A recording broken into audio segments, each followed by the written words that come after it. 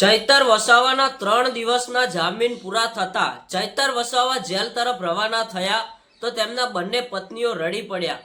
હા મિત્રો, અત્યારે હાલ એક મોટા સમાચાર મળી રહ્યા છે કે ડેડિયાપાડાના ધારાસભ્યને 3 દિવસના જામીન મળ્યા હતા। તો અત્યારે મિત્રો હવે ચૈતર વસાવા જેલ તરફ જવા માટે રવાના થયા છે। એ મોટા સમાચાર મળી રહ્યા છે। ચૈતર વસાવા તેમના પરિવારને છોડીને જતા ચૈતર વસાવાની આંખમાંથી આંસુ આવી ગયા અને ચૈતર વસાવાના બંને પત્નીને આંખમાંથી પણ આંસુ આવી ગયા।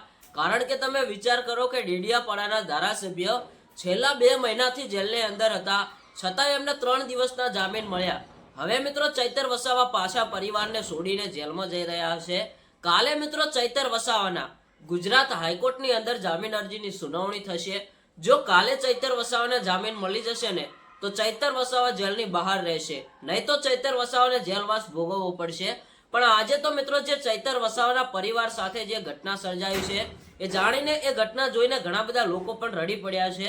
કારણ કે ચૈતર વસાવાના નાના નાના છોકરાઓ, ચૈતર વસાવાના બંને પત્નીઓ ચૈતર વસાવાને જેલમાં જતા જોઈને મિત્રો તેમની આંખોમાંથી આંસુ પણ આવી ગયા છે।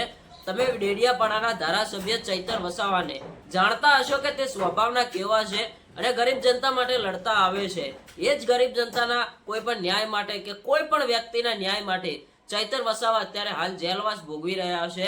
ડેડિયાપાડાના ધારાસભ્ય હવે ચૈતર વસાવા ક્યાંક ને ક્યાંક જેલમાંથી બહાર આવશે કે નહીં આવે એ તમે કોમેન્ટમાં જણાવજો। અત્યારે હાલ તો ઘણા બધા લોકો ચૈતર વસાવાને સપોર્ટ કરી રહ્યા છે અને એવું કહી રહ્યા છે કે કાલે તો ચૈતર વસાવાને 100% જામીન મળી જશે।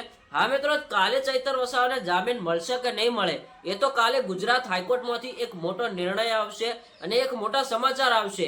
એ સમાચાર શું મળશે એ જાણવા માટે આપણી આ યુટ્યુબ ચેનલને સબસ્ક્રાઇબ કરીને રાખજો।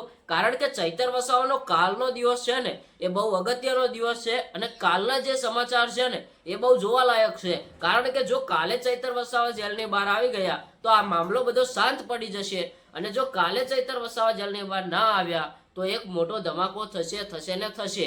તો મિત્રો આપણી આ યુટ્યુબ ચેનલને સબસ્ક્રાઇબ કરીને રાખો। મળીએ એક નવા વિડીયો સાથે।